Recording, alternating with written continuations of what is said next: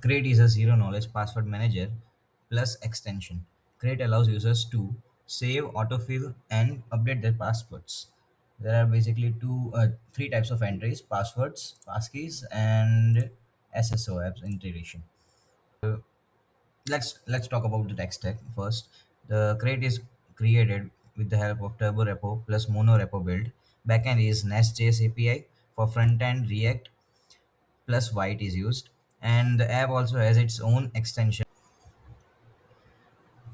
For security terms, I have used crypto package, which handles the key management. For database and ORM, we have used Postgres and Prisma. For temporary memory, we have used Redis, which works server side only. It keeps the track of BoolMQ job queues, and it is a pub sub adapter that helps the WebSocket events too. Socket IO is used to have a real-time updates for password access, notifications, password policies, session locking, and some other minor things. We are using email plus password and Google Auth as our login flow. For building Crate, I have taken 5 days for planning and researching and 8 days for implementation and testing.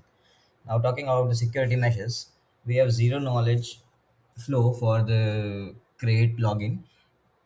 Basically, the server doesn't know the password of the user. Let me explain how exactly does the server verify the user. The master password is mixed with some random values, which is salt, and the key is derived known as kek. This kek is then hashed and stored on the server side. So every time a user logs in, the entered master password is sent to the same process to get the hash value of the kek. The saved kek and the current user kek are compared to verify the user. The passwords of the users are also not stored server side. The passwords are encrypted and wrapped into DAC. The DAC and kek can be unwrapped by kek. The password fields are also stored in ciphertext and not plain text, so that the request also captures ciphertext only and not the real password. For example, let me open the network. 11. Okay, so in the response, you can see that here we have got the ciphertext and not the real password in plain text. This is the security function we have used in Crate. Now moving ahead, other fields except password are stored in plain text for server-side searching. Category filtering works without any latency and complexity, and everything works in sync with the extension too. For more information regarding Crate's technical parts, I have created 5 files in the GitHub docs section. Architecture file is a master doc and it covers many things: the repository layout, runtime components in which we can see the relation between client tier, server tier, infrastructure, and external. Then yes, the basically the project is divided in three parts: backend, frontend, and extension. So the basic information for backend is here, web app here, and browser extension. Now talking about the trust boundary, basically the passwords and master password are never stored in server side. In the client side, the master password is mixed with salt, and this is how we derive the kek key. The kek key is then used for unwrapping the DAC keys.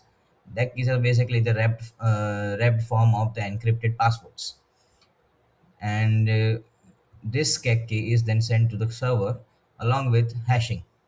So first hashing is done, and then the server stores that hashed value. So every time the user enters his master password, the hash value of the master password entered by the user is then compared with the saved hashed value. If everything goes right, then the user can basically log in.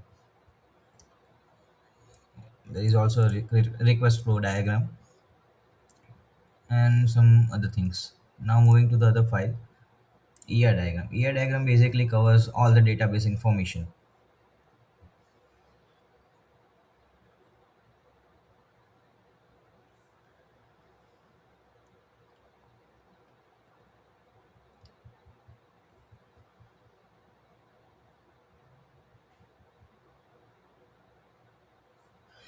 Everything related to foreign keys, primary keys, everything is covered in ER.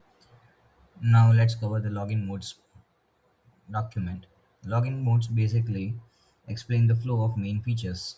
Like here you can see the user connecting to the three main features, which is SSO, passkey, and password.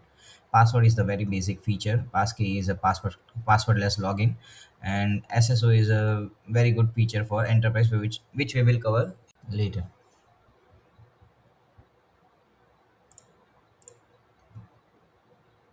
Here is the password autofill flow, passkey flow, SSO flow, and choosing a mode flow. In the sequence file, we can see how login and vault unlocks,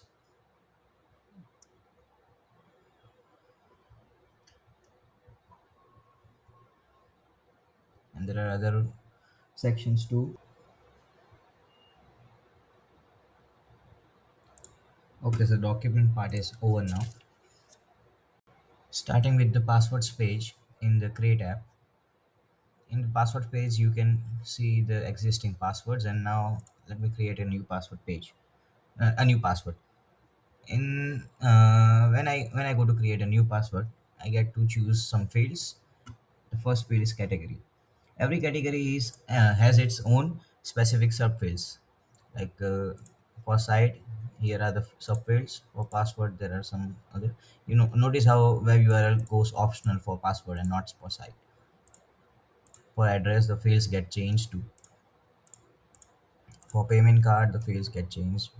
This is how the fields get changed for particular categories. Now let's talk about some fields here while adding a password. Let's take the category site. Here you get the name of the app. Then do you want to add this password to any folder, in any existing folder or not? Username and password are the main fields here. Username is basically the email or phone number or whatever you are typing while creating the app. Password is basically your password. Website URL is where you type your login URL for that app.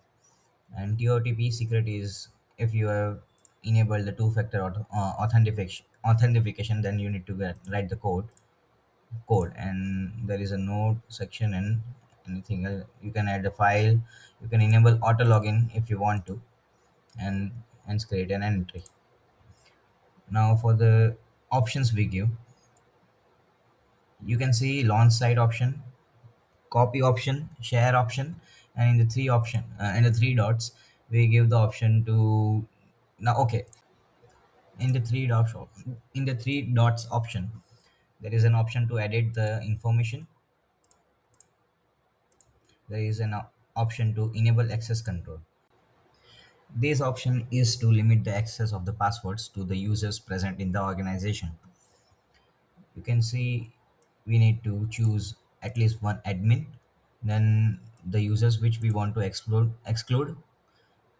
At least two approvers must grant access. Enables the request of enables the need of getting the approval from two different admins. You can also set the unapproved request timeline, provide access for the timeline, then automatically approve access request for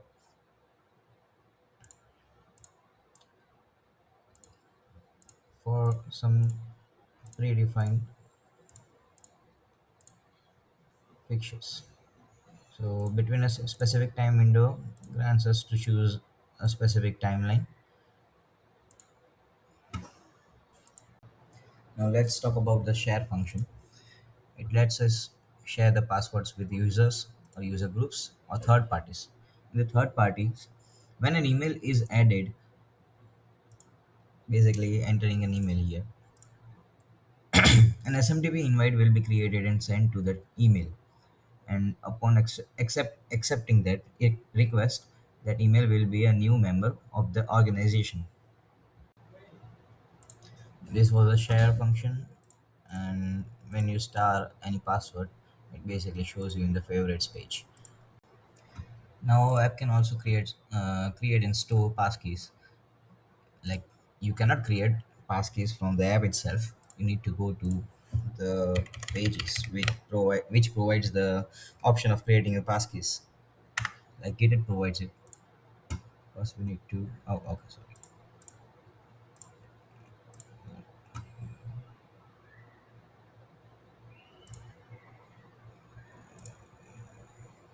Settings,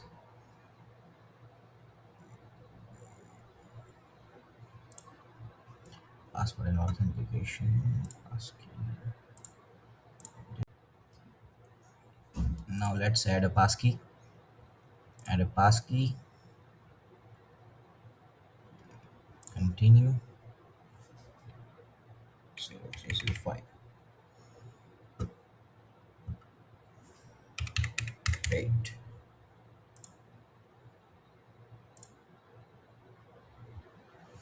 Okay. So now in crate, you'll be able to see the passkey created. Now let's try to log in with the help of passkey. Sign out. In crate, let's go. Let's try to, upon launching, let's go for sign in. Let's continue with passkey. And here we have logged in using our passkey created on GitHub with the, and the passkey is also covered now. In the favorites, you will get the start passwords. Shared by me is the subpage where you will get the access of the passwords which you have shared to other users. In shared with me, you will get the passwords which are shared to you by the other users. The trash will show the passwords which have been sent to the trash. Now let's move to the third main feature of Cray, which is apps. So what the full form of SSO apps is single sign-on. Single sign-on means login once to Crate, and Crate gets you into other apps without making any password entries. What happens behind the scenes is IDP, which is our Crate, sends its credentials along with the certificate. While so basically, what happens is let's just get a demo. Let's just add an app. So in Crate testing, let us add a fresh user. Add a user, test email, and for every user invitation, we are sending an SMTP mail to the entered email address, and the user needs to uh, accept the invitation from the email and join the workspace.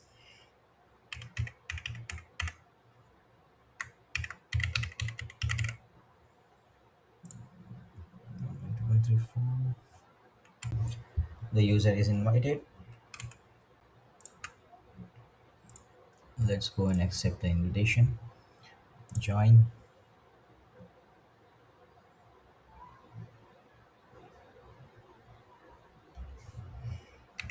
Please. Okay, so we don't have any fields here, neither do we have any entries or apps. So what we'll do is go to the super admin account and create an app. Add an app, application name. This is my own project which has been converted into the SNO app. And now this is a testing. Okay, SSO demo. This is a testing workspace only. Let me go to the settings and set up the SSO. Okay, this is the ACS URL which I will put it here.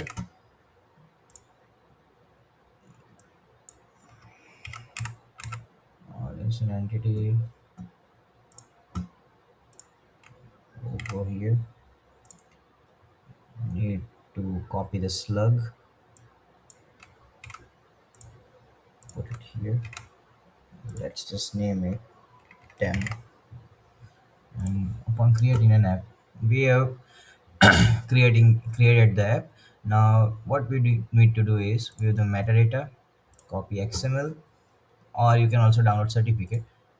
And here I will just provide the certificate, and we can see now tracker is trusting create for this was workspace. And also we don't have any member here now. Okay, what we will do is we will grant access to the new account as member. Now the member has been granted. Let's go to the,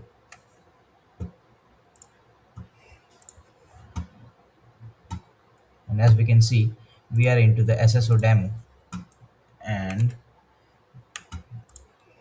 in the super admin account of task tracker we can see the new member which has been logged in without entering any password or registering any account info. Now what does the user do every time? He cannot directly log in.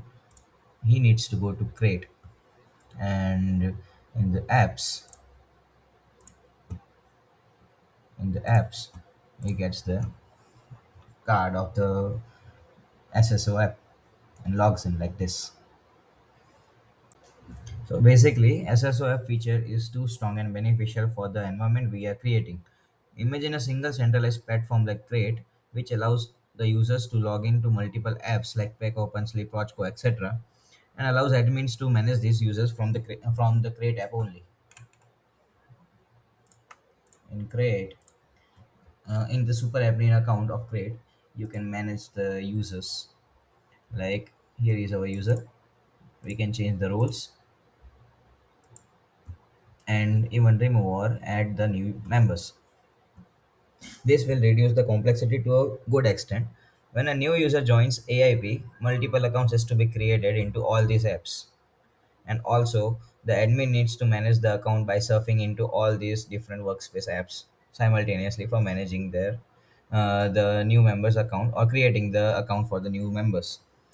If we have creates SSO feature, the user has to only join create, then the admin will simply grant the access to all these apps from create only, and the new employee will be added to the workspaces of all the granted apps. Let us suppose the demo is Prochco here, and let's suppose a new member is joining. For example,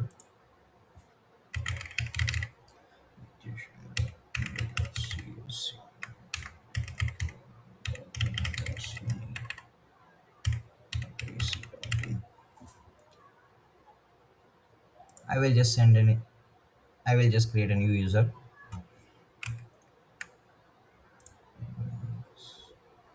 Okay, accept.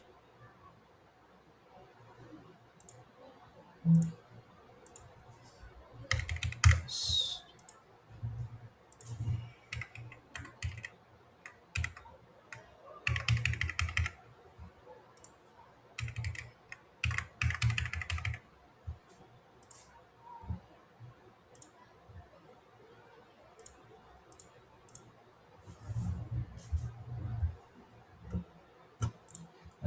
A new member has been joined into the organization. I will similarly add this member in the demo workspace. So a new member has been recruited to the company and needs to be joined in the workspaces of different apps like Prochco, Paco, Punchly, etc. What I will do is choose the newly entered member and grant the access for, let's say, Prochco. So what will happen is when I go in the account of, okay, I need to log out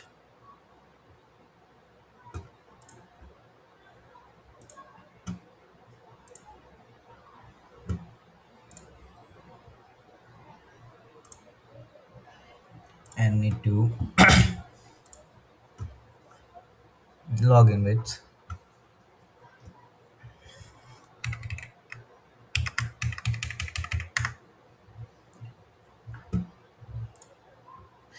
here the new member has got the entrance for and the grant and is also granted for the new for the app Prochco, and has entered the workspace here SSO demo. Now moving to the other pages, audit records all the audit logs. We also have the filters here.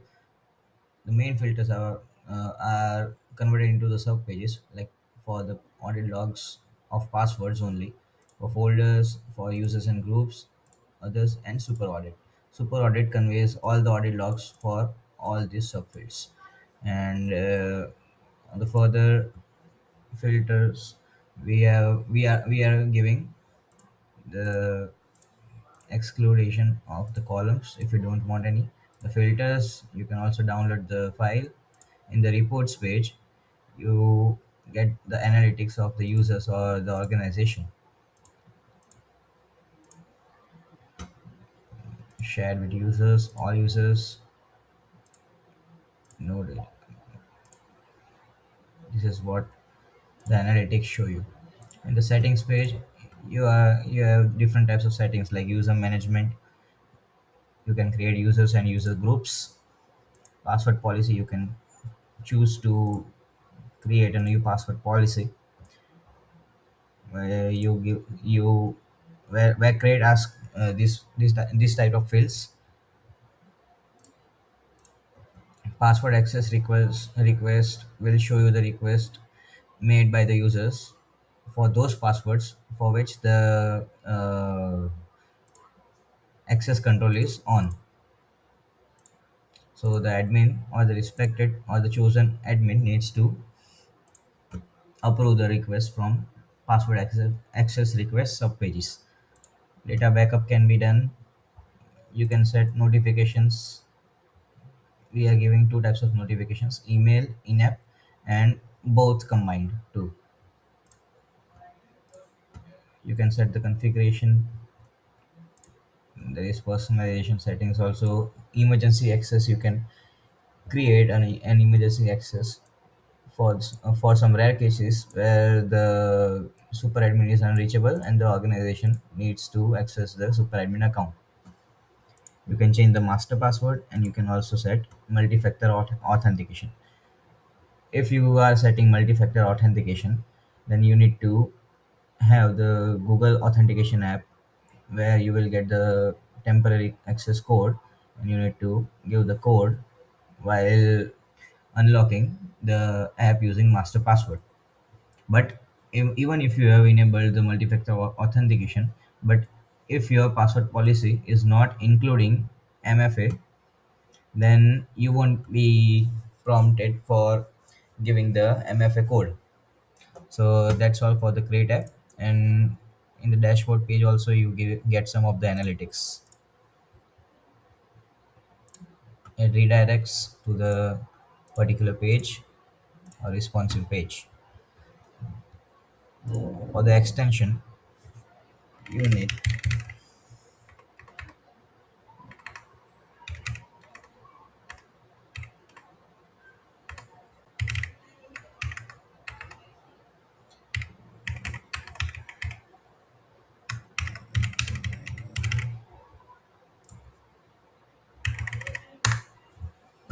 for the extension part, you get to launch the site, share it, everything.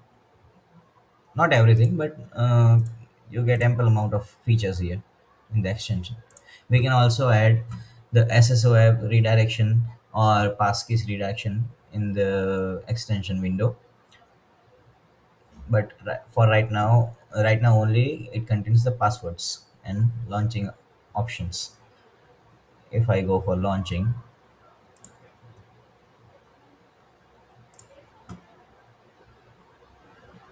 use another profile, you can see how extensions prompt me.